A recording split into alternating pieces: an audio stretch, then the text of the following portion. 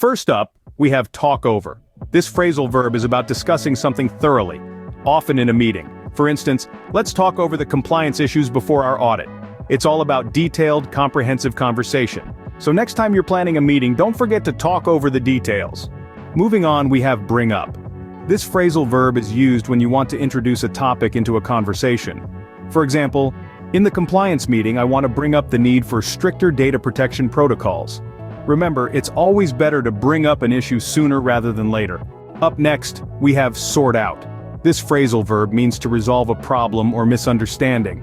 For instance, in a compliance setting, you might say, "We need to sort out the discrepancies in our audit report."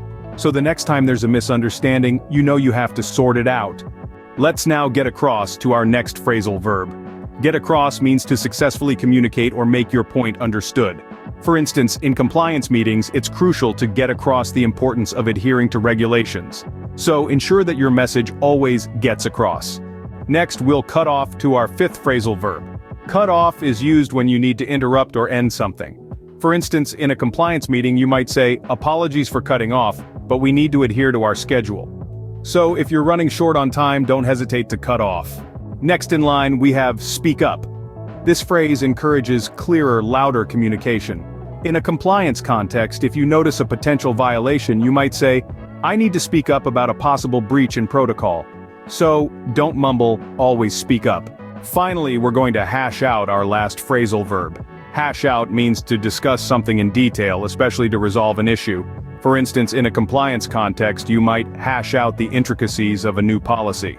So before finalizing anything, remember to hash out the details. Well, that was a ride, wasn't it?